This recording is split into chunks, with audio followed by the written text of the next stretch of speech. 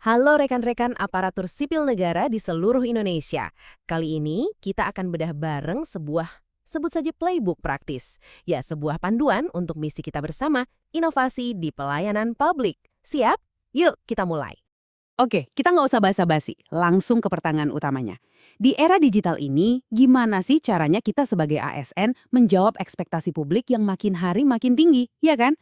Masyarakat itu sekarang bandinginnya layanan kita sama aplikasi ojek online, sama e-commerce di HP mereka.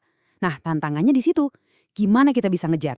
Nah, untuk menjawabnya, kita udah siapin nih 5 bagian utama. Pertama, kita coba pahami dulu era baru pelayanan publik. Terus kita intip kisah-kisah sukses yang bisa jadi inspirasi. Bagian 3, kita bongkar kunci meraih keberhasilan. Nah, yang gak kalah penting, bagian 4, jebakan yang harus dihindari. Dan terakhir, kita akan fokus ke misi Anda, inovator pelayanan. Lengkap ya? Oke, kita masuk ke bagian pertama, era baru pelayanan publik.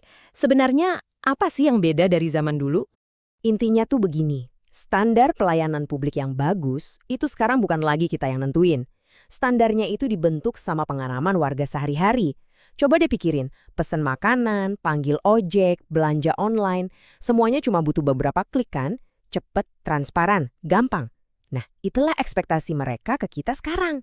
Mau nggak mau, tuntutan inilah yang jadi cambuk buat kita semua untuk berubah. Tapi tantangan sebesar itu bukan berarti mustahil loh, justru sudah banyak yang berhasil. Yuk kita lihat beberapa contoh nyata di bagian kedua, kisah sukses tata kelola cerdas. Ini bisa jadi sumber inspirasi buat kita semua. Kita mulai dari dalam negeri dulu ya. Lihat deh, ada 2 pendekatan yang sama-sama keren, tapi beda cara. Di Jakarta, ada Jakarta Smart City. Mereka ini jagonya data. Lewat aplikasi kayak JAK, semua laporan warga masuk secara real-time, jadi bisa cepat nanggepin banjir atau macet. Di sisi lain, Surabaya lewat single window-nya, fokusnya beda. Mereka babat habis birokrasi perizinan. Semua dibikin jadi satu pintu, jadi super efisien. Ini nunjukin apa? Nggak ada satu resep tunggal. Yang penting itu fokus ke solusi. Entah itu lewat otak data, kayak Jakarta, atau lewat jalan tol birokrasi kayak Surabaya. Sekarang coba kita lihat ke panggung dunia. Wah, ini visinya lebih gila lagi. Ada Estonia, dengan e-residensinya, mereka seakan-akan menghapus batas negara. Bayangin aja Anda bisa bikin bisnis di Estonia dari manapun di dunia. Terus ada Singapura, yang membangun Smart Nation, di mana infrastruktur digital itu udah nyatu banget sama semua aspek kehidupan warganya. Gila kan? Ini bukan cuma inspirasi, tapi ini nunjukin sejauh mana kita sebenarnya bisa melangkah. Oke, inspirasinya keren-keren. Tapi pertanyaannya sekarang, gimana caranya? Apa resepnya? Nah, ini yang akan kita bedah di bagian 3, kunci meraih keberhasilan.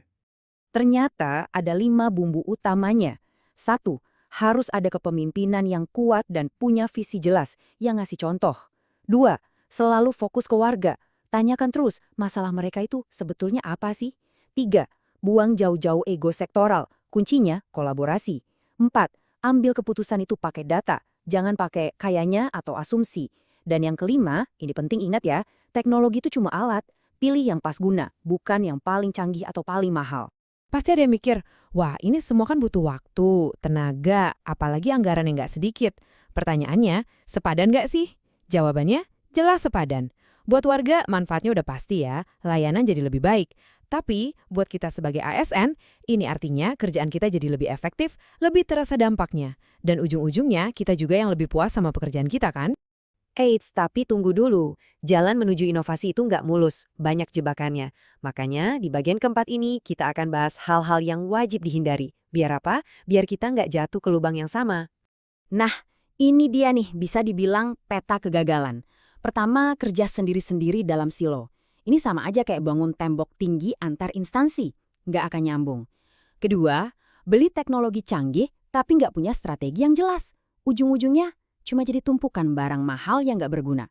Ketiga, yang paling sering terjadi, abai sama masukan pengguna, baik itu warga maupun kita sendiri sesama ASN. Ini ibaratnya kita bangun jembatan megah, tapi ke arah yang salah. Dan terakhir, luarnya kelihatan digital, tapi proses di dalamnya masih ribet dan berbelit-belit. Wah, ini sih bongbongan namanya. Nah, setelah kita bahas semua itu dari inspirasi sampai jebakan, semuanya mengerucut ke satu hal yang paling penting. Dan ini ada di bagian kelima, bagian terakhir, misi Anda. Ya, Anda sebagai seorang inovator pelayanan. Tolong ingat kalimat ini baik-baik. Transformasi digital itu intinya bukan soal beli teknologi baru. Bukan. Tapi ini soal cara kerja dan pola pikir yang baru. Perubahan yang sesungguhnya itu terjadinya bukan di ruang server, tapi di sini, di dalam kepala kita. Ini soal mengubah mindset, cara kita kerja, cara kita kolaborasi. Kalau pola pikir kita udah siap, teknologi itu pasti akan ngikutin kok. Dan jangan pernah, sekali lagi, jangan pernah meremehkan peran Anda. Kita nggak perlu nunggu instruksi dari atasan atau proyek raksasa untuk mulai berinovasi. Percaya deh, perubahan besar yang kita lihat di Jakarta, Surabaya, dan tempat lain itu semuanya berawal dari inisiatif kecil, dari ide-ide sederhana di unit kerja masing-masing. Semuanya dimulai dari satu orang, dimulai dari Anda.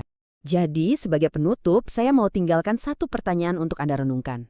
Lupakan dulu proyek-proyek besar. Coba pikirkan satu hal saja. Satu langkah inovatif paling kecil apa yang bisa Anda mulai lakukan besok di meja kerja Anda untuk menjadi bagian dari solusi.